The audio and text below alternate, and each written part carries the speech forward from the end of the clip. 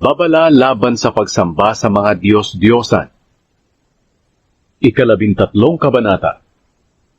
Kung may isang propeta o tagapagpaliwanag ng panaginip na nangako sa inyo na magpapakita siya ng mga himala at kamanghamanghang bagay, at nangyari ang sinabi niya, at sabihin niya sa inyo, sumunod tayo at sumamba sa ibang mga Diyos na hindi pa natin nakikilala, huwag kayong maniwala sa Kanya. Dahil sinusubukan lang kayo ng Panginoon na inyong Diyos, kung minamahal nyo ba siya ng buong puso at kaluluwa. Ang Panginoon ninyong Diyos lang ang dapat ninyong sundin at igalang. Tuparin ninyo ang Kanyang mga utos at sundin nyo siya. Paglingkuran siya, at manatili kayo sa Kanya. Dapat patayin ang propeta o ang tagapagpaliwanag ng panaginip, dahil itinuturo niyang magrebelde kayo sa Panginoon na inyong Diyos, na naglabas sa inyo sa Ehipto at nagligtas sa inyo sa pagkaalipin. Tinatangka ng mga taong ito na ilayo kayo sa mga pamamaraang iniutos ng Panginoon na inyong Diyos na sundin ninyo. Sa pamamagitan nito mawawala ang masasamang gawa sa inyong bansa.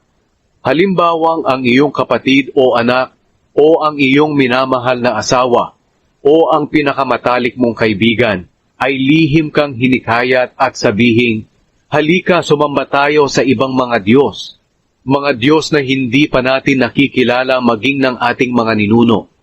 Kapag hinikayat kanyang sambahin ang mga Diyos na sinasamba ng mga tao sa paligid ninyo o ng mga tao sa malalayong lugar, huwag kang magpapadala o makikinig sa Kanya. Huwag mo siyang kaaawaan o kakampihan. Dapat mo siyang patayin.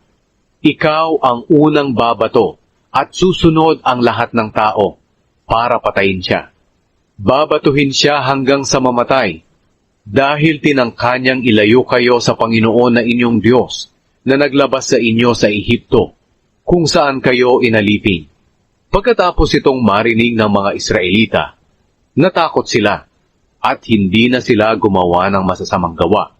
Kung makabalita kayo na ang isa sa mga bayang ibinibigay ng Panginoon na inyong Diyos na inyong titirhan, ay may masasamang taong naguudyok sa mga naninirahan sa bayang iyon na sumamba sila sa ibang mga Diyos na hindi pa nila nakikilala, dapat alamin ninyong mabuti kung totoo ito.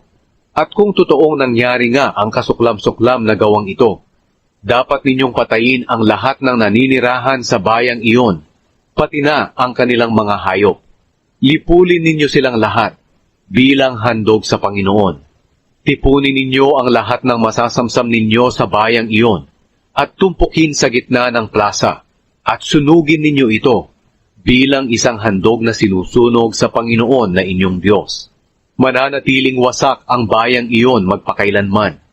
Hindi na iyon dapat itayong muli. Huwag kayong magtatago ng anumang bagay mula sa bayang iyon na naitakda ng wasakin ng lubusan. Kung susundin ninyo ito, aalisin ng Panginoon ang kanyang matinding galit at kaaawaan niya kayo. At sa kanyang awa, pararamihin niya kayo ayon sa ipinangako niya sa inyong mga ninuno. Gagawin ito ng Panginoon na inyong Diyos kung susundin ninyo ang lahat ng utos na ibinibigay ko sa inyo ngayon, at kung gagawa kayo ng matuwid sa kanyang paningin.